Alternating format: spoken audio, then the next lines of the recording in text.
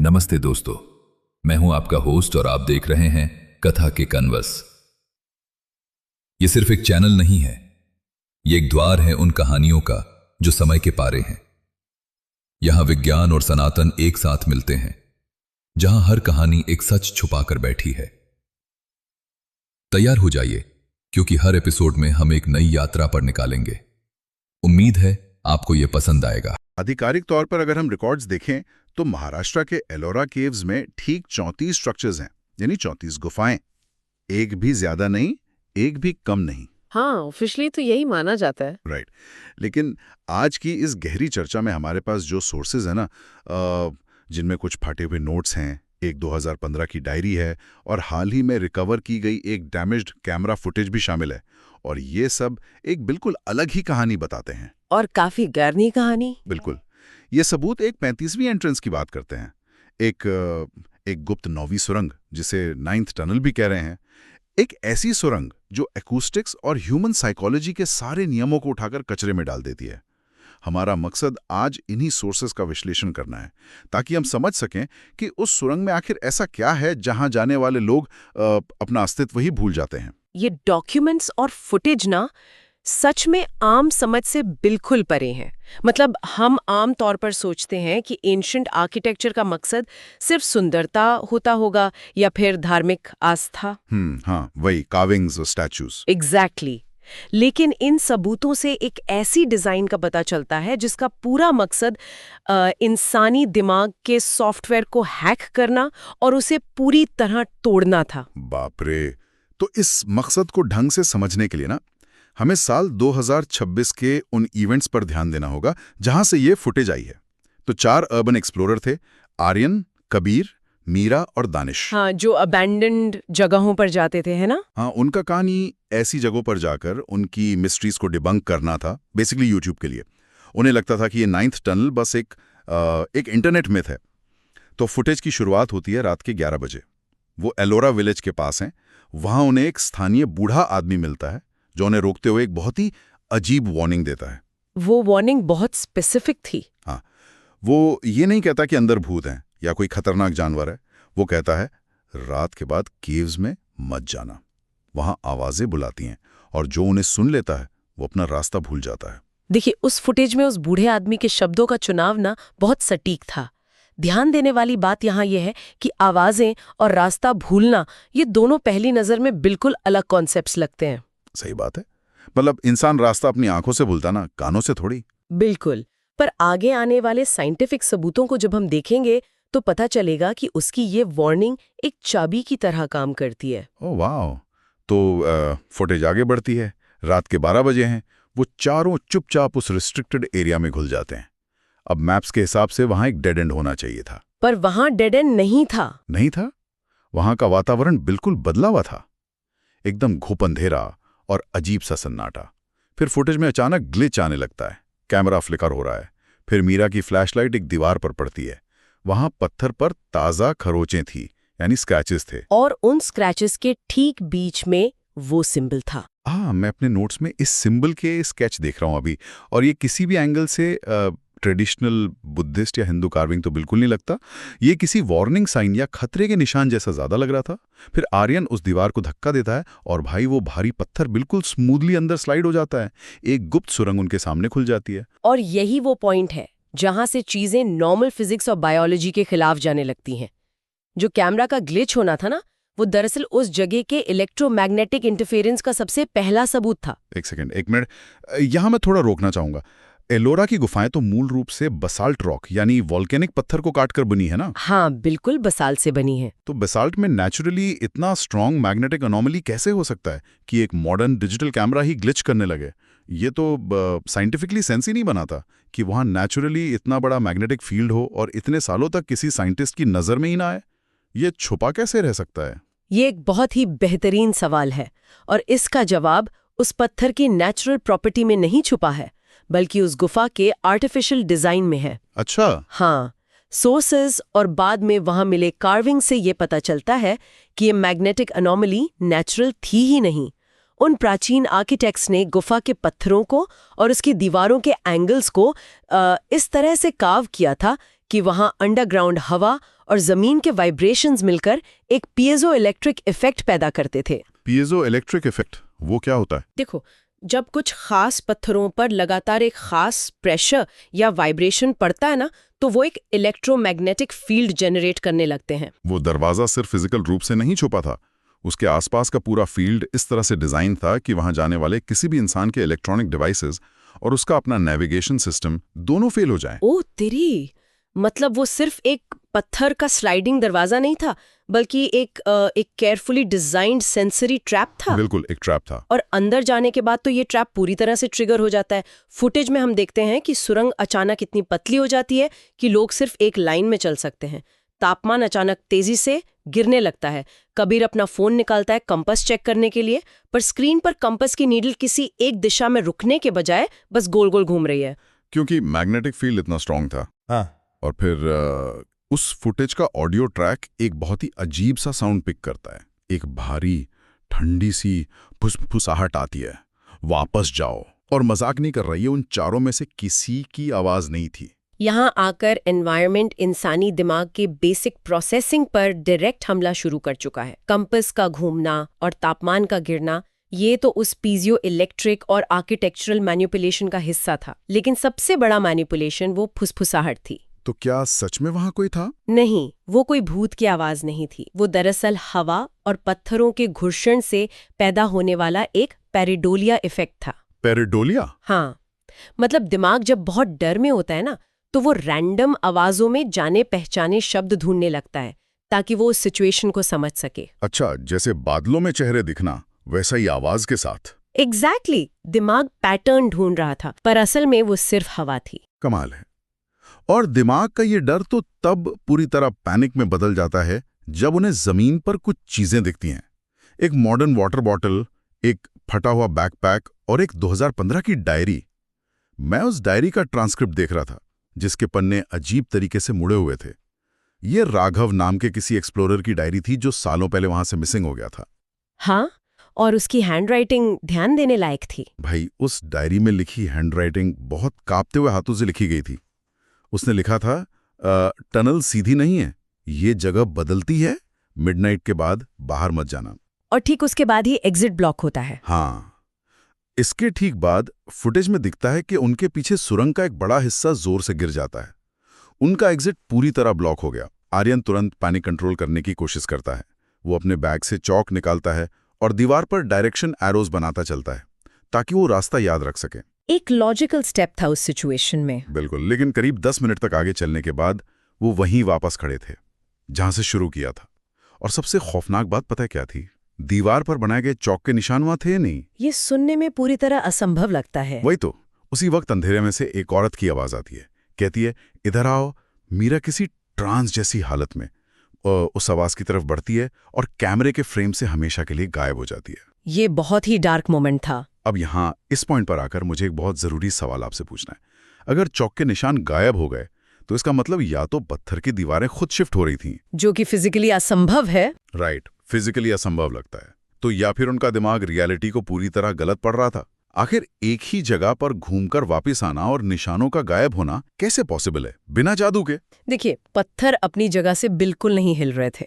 ये पूरा खेल इंसानी स्पेशल अवेयरनेस यानी दिशा के ज्ञान के खत्म होने का था। हमारा दिमाग अपने आसपास की दिशा और खुद की मूवमेंट को समझने के लिए दो चीजों पर सबसे ज्यादा निर्भर करता है। पहला, विजुअल क्यूज, और दूसरा अपने इनर ईयर यानी कान के अंदर मौजूद वेस्टिब्युलर सिस्टम पर। वेट, इनर ईयर के अंदर का फ्लूइड? हाँ, बिल्कुल वही। कान के अंदर एक खास फ्लूइड होता है जो ग्रेविटी और इंसान की मूवमेंट के हिसाब से हिलता है। वही फ्लूइड दिमाग को बताता है कि हम सीधे चल रहे हैं या घूम रहे हैं। अच्छा, तो अंधेरे में विजुअल क्यूज तो गए? सही पकड़ा। जब रोशनी लगभग ना के बराबर होती है और विजुअल मार्कर्स काम नहीं आते, तो दिमाग सिर्फ उस वेस्टिबुलर सिस्टम पर डिपेंड करता है। लेकिन उस सुरंग के डिजाइन ने उस सिस्टम को ही कंप्लीटली हाईजैक कर लिया था। वहां हवा के चलने से ऐसी स्पेसिफिक फ्रीक्वेंसीज गूंज रही थीं जो कान के उस फ्लूइड को आर्टिफिशियली वाइब्रेट कर रही थीं। Oh my God! तो उन्हें लग रहा था वो सीधे चल रहे हैं। हाँ। उन चारों के दिमाग को लग रहा था कि वो सीधे चल रहे हैं, जबकि असल में उनका बैलेंस इतना बिगड़ चुका था कि वो एक ही जगह पर लगातार गोल गोल घूम रहे थे। पर वो चौक के निशान कहाँ गए फिर? अरे उन्होंने चौक के निशान जहां बनाए थे ना, वो लोग घूमकर वहां पहुंचे ही नहीं थे। उनका दिमाग हेलुसिनेट कर रहा था, इसीलिए जो सच्चाई उनके सामने थी वो उसे प्रोसेस ही नहीं कर पा रहे थे। भाई साहब, मतलब दिमाग ने खुद को ही धोखा देना शुरू कर दिया था, बिना किसी केमिकल या जहर के, सिर्फ पत्थर और हवा के इस्तेमाल से। ये रहस्य ना पूरी तरह से तब खुलता है जब फुटेज थोड़ी आगे बढ़ती है और कबीर वहां दीवारों पर बनी कुछ प्राचीन कार्विंग्स को पढ़ने में कामयाब होता है। हाँ, उन कार्विंग्स ने असलियत सामने ला दी। बिल्कुल। इन कार्विंग्स को डिकोड करने पर समझ आता है कि ये सुरंग आम इंस्ट्रूमेंट से नहीं बनी थी। इसे एंशिएंट मॉन्क्स ने एक बहुत ही स्पेसिफिक और डरावने मकसद के लिए बनाया था, साउंड फ्रीक्वेंसीज का इस्तेमाल करके इंसानी दिमाग पर कब्जा करना। ये अकूस्टिक इंजीनियरिंग का एक मास्टरपीस है। इसको समझने के लिए ना एक एनालॉजी का इस्तेमाल करते हैं। हम सब जानते हैं कि आजकल के मॉडर्न नॉइस कैंसलिंग हेडफोन्स कैसे काम करते हैं। वो बाहर के शोर को सुनते हैं और ठीक उसके ऑपोजिट एक इनवर्स साउंड वेव छोड़ते हैं, जिससे शोर आपस में टकराकर जीरो हो जाता है और हमें शांति महसूस होती है। बिल्कुल, फेज कैंसलेशन कहते हैं इसको। लेकिन ये गुफा, ये नॉइस कैंसलिंग का बिल्कुल उल्टा और खतरनाक वर्जन थी। ये शांति नहीं दे रही थी। इसके अंदर पत्थरों की प्लेसमेंट ऐसी थी कि वो आपस में टकराने वाली स्टैंडिंग वेव्स पैदा करती थी। ये वेव्स आवाज को खत्म करने के बजाय उसे इस तरह एम्पलीफाई करती थी कि वो इंसानी दिमाग के सेंसरी प्रोसेसिंग सॉफ्टवेयर को ही करप्ट कर दे। ये एनोलॉजी इस प्राचीन तकनीक को बहुत अच्छे से समझाती है। इस पूरे विज्ञान को हम टेक्निकल टर्म्स में अकूस्टिक वेपनाइजेशन कहते हैं। उन प्राचीन आर्किटेक्ट्स को इंफ्रासाउंड का बहुत गहरा ज्ञान था। इंफ्रासाउंड, ये अल्ट्रासाउंड जैसा कुछ है? थोड़ा अलग है। इंफ्रासाउंड ऐसी लो फ्रीक्वेंसी आवाजें होती हैं, आमतौर पर 20 हर्ट्ज से नीचे, जिन्हें इंसानी कान सुन तो नहीं सकते, पर हमारा शरीर और अंदर के ऑर्गन्स इन्हें महसूस जरूर कर सकते हैं। अच्छा, तो हमें पता भी नहीं चलेगा कि आवाज आ रही है। एग्जैक्टली। और जब एक बंद और पतली जगह पर लगातार ये इंफ्रासाउंड वेव्स हिट करती है ना, तो वो इंसान के अंदर एक्सट्रीम वर्टिगो, चक्कर आना और बिना किसी वजह के भयानक डर पैदा करती हैं। दिमाग को लगता है कि कोई जानलेवा खतरा आसपास है। धीरे धीरे जब दिमाग को कंटिन्यूअसली ये फॉल्स डेंजर सिग्नल्स मिलते हैं और वो लड़ते लड़ते थक जाता है, तो उसका लॉजिकल हिस्सा काम करना बंद कर देता है। वो रियलिटी पर विश्वास करना बंद कर देता है। बाप रे बाप। और ये साइकोलॉजिकल कोलैप्स कितना भयानक दिखता है, ये फुटेज के अगले हिस्से में सामने आता है। वो लोग एक बड़े से अंडरग्राउंड चेंबर में पहुंचते हैं। उस चेंबर का दृश्य लिटरली रुला देने वाला और भयानक था। दीवारों पर सैकड़ों हैंडप्रिंट्स थे, जैसे लोग पत्थर को धक्का देकर वहां से निकलने की कोशिश करते करते ही मर गए हों। जमीन पर पुराने कैमरास, डिकेड जूते और बैग्स पड़े थे। पर सबसे हैरान करने वाली चीज वहां इंसान थे। हाँ, सबसे खौफनाक बात यही थी कि वहां वो लोग जिंदा बैठे थे, जो सालों पहले मिसिंग हुए थे। आपको वो राघव की डायरी वाली बात याद है? राघव और उसके जैसे बाकी लोग वहीं थे, लेकिन उनके चेहरे बिल्कुल ब्लैंक थे। आंखों में कोई जान, कोई डर, कोई इमोशन, कुछ नहीं था। वो सब एक साथ एक ही लय में आगे पीछे झूल रहे थे और सिर्फ एक ही धुन गा रहे थे, रास्ता मत ढूंढो, रास्ता मत ढूंढो। ये सुनकर ही रोंगटे खड़े हो जाते हैं। सच में, ये देखकर मेरे दिमाग में एक सवाल उठता है, उन लोगों की ऐसी हालत आखिर कैसे हो गई? क्या उन्होंने मौत से पहले हार मान ली थी, या ये कुछ और ही था? देखिए, इसे साइकोलॉजी में ना कॉग्निटिव कोलैप्स कहते हैं। जब एक लंबा समय ऐसी जगह बिताया जाए जहां का वातावरण, स्पेसिफिकली ये इंफ्रासाउंड, लगातार आपके अस्तित्व को चैलेंज करे, तो एक वक्त के बाद दिमाग लड़ना ही छोड़ देता है। वो जो चैंटिंग थी और उनके जो ब्लैंक चेहरे थे, वो इस बात का सबूत है कि उनका दिमाग अब अपने आसपास की रियलिटी को प्रोसेस करने के काबिल बचा ही नहीं था। तो उन्होंने सरेंडर कर दिया? हाँ, उन्होंने उस सुरंग की फ्रीक्वेंसी के साथ एक अजीब सा समझौता कर लिया था। रास्ता मत ढूंढो कोई नॉर्मल मैसेज नहीं था, बल्कि उनके दिमाग का आखिरी डिफेंस मैकेनिज्म था। उन्हें लगने लगा था कि रास्ता ढूंढने की कोशिश करना ही उस दर्द का मूल कारण है, इसलिए उन्होंने वहीं रुक जाना मंजूर कर लिया। ये पूरी तरह से टेरिफाइंग है यार। उस वक्त वहां आर्यन और कबीर थे और अचानक उस चेंबर में एक बहुत ही श्रिल लाउड फ्रीक्वेंसी गूंजने लगती है। फुटेज का ऑडियो यहां पर आकर बिल्कुल डिस्टर्ब हो जाता है।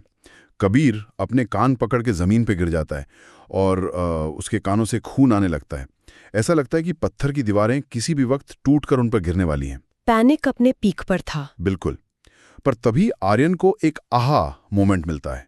वो अचानक समझ जाता है कि ये सारी गूंज, ये एकोज और दीवारों का हिलना, ये सब उन्हें भटकाने का और उन्हें वहीं बंद करने का एक जाल है। वो समझ जाता है कि रास्ता ढूंढने के लिए अब इन आंखों और कानों पर भरोसा नहीं किया जा सकता। जो कि बहुत स्मार्ट मूव था।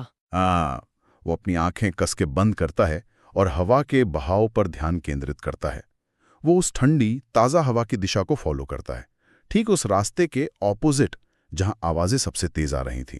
और काफी लंबे वक्त के बाद आखिरकार उसे सामने धूप की रोशनी दिखती है और वो गुफा के बाहर गिरता है। आर्यन का ये स्टेप ना सर्वाइवल साइकोलॉजी का एक बहुत शानदार उदाहरण है।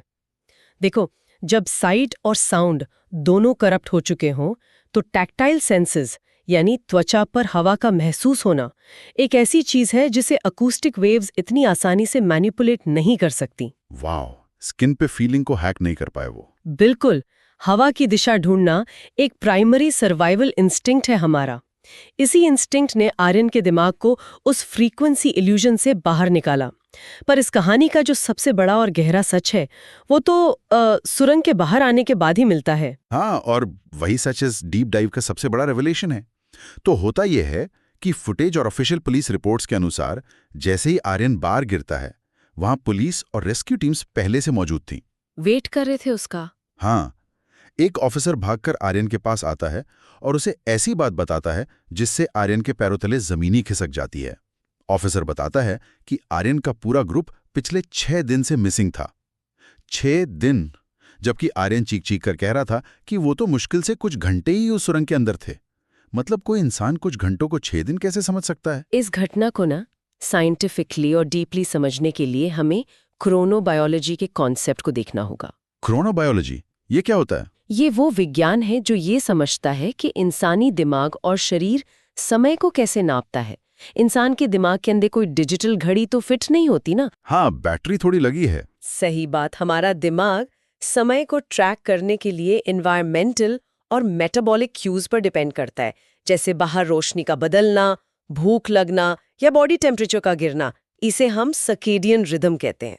अच्छा, जो हमारी बॉडी क्लॉक होती है। बिल्कुल। लेकिन जब किसी को एक ऐसी सुरंग में डाल दिया जाए जहां पूरी तरह सेंसरी डेप्रिवेशन हो, यानी ना रोशनी हो, ना दिन रात का कुछ पता चले, और ऊपर से इंफ्रासाउंड उनके दिमाग के प्रोसेसिंग यूनिट पर लगातार अटैक कर रहा हो, तो वो इंटरनल क्लॉक पूरी तरह टूट जाती है। बाप रे, टाइम परसेप्शन ही खत्म। हाँ, दिमाग का समय के साथ कनेक्शन ही कट जाता है।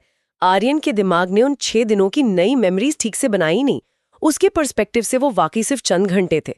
ये सबूत है कि इंसानी दिमाग का समय का अनुमान कितना नाजुक और फ्रेजाइल होता है। और दिमाग की इसी फ्रिजिलिटी, इसी कमजोरी को उस कहानी के आखिरी सबूत ने पूरी तरह एक्सपोज कर दिया। और वो सबूत कोई इंसान नहीं थी, बल्कि एक मशीन थी, कबीर का कैमरा। ये पार्ट सबसे ज्यादा डिस्टर्बिंग है। बिल्कुल। जब पुलिस ऑफिसर आर्यन से पूछता है कि बाकी लोग कहाँ हैं, तो आर्यन तुरंत पीछे घूमकर देखता है, ये सोचकर कि कबीर तो उसके ठीक पीछे बाहर आया है। पर वहां कोई नहीं था।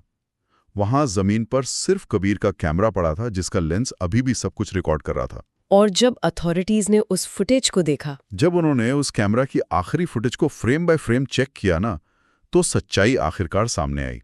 कैमरा की लेंस ने दिखाया कि कबीर कभी उस चेंबर से बाहर निकला ही नहीं था। वो अंधेरे में वहीं खड़ा रह गया था। और फुटेज के बिल्कुल आखिरी फ्रेम्स में कबीर के ठीक पीछे अंधेरे से एक आकृति निकल कर आती है। ये मीरा थी, जो बहुत पहले गायब हो चुकी थी, जिसे आवाज ने बुलाया था। हाँ, वही मीरा। उसका चेहरा बिल्कुल ब्लैंक था, ठीक वैसे ही जैसे उन अंडरग्राउंड चेंबर वाले बाकी लोगों का था। और वो आकर कबीर के कान में फुसफुसाती है, सुरंग अभी खत्म नहीं हुई। उफ।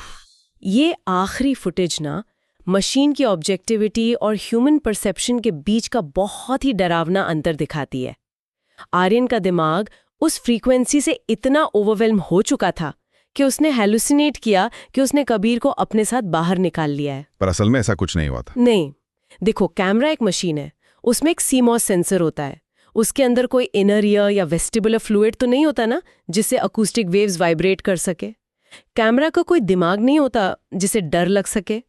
उसने सिर्फ और सिर्फ ऑब्जेक्टिव रियलिटी रिकॉर्ड की, जो एक्चुअल सच था। हाँ, और सच्चाई ये थी कि कबीर और मीरा दोनों उस एंशिएंट फ्रीक्वेंसी ट्रैप का हिस्सा बन चुके थे और उनका दिमाग पूरी तरह सरेंडर कर चुका था। कमाल है यार।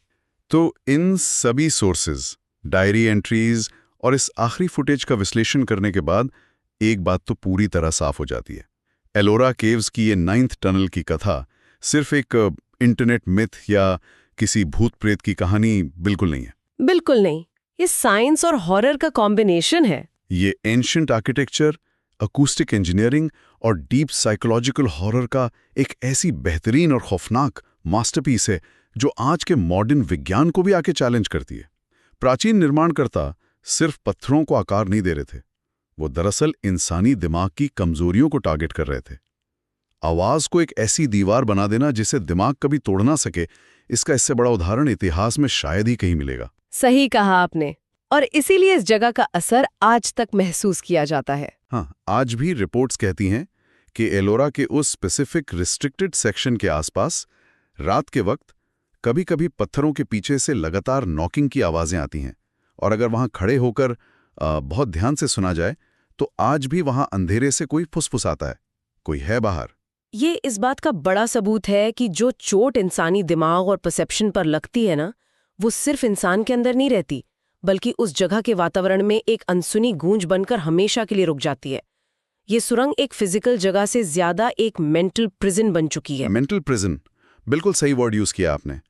तो इस पूरी चर्चा को खत्म करने से पहले मैं एक ऐसे विचार को सामने रखना चाहता हूं जिसने सच में मेरी तो रातों की नींद उड़ा दी है।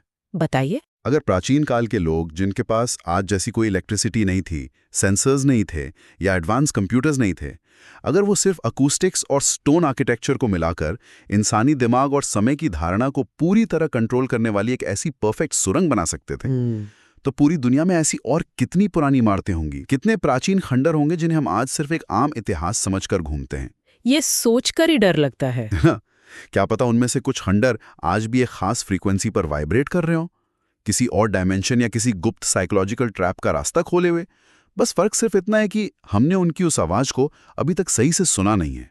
ये एक ऐसा सवाल है जिस पर हम सबको गौर करना जरूरी है। अगर आपको भी लगता है कि भारत का इतिहास सिर्फ इतिहास नहीं बल्कि अनकहे रहस्यों का खजाना है, तो इस वीडियो को अभी लाइक करें, चैनल को सब्सक्राइब करें, क्योंकि ऐसी ही रहस्यमयी, थ्रिलर और सिनेमैटिक कहानियां आपको कहीं और देखने को नहीं मिलेंगी।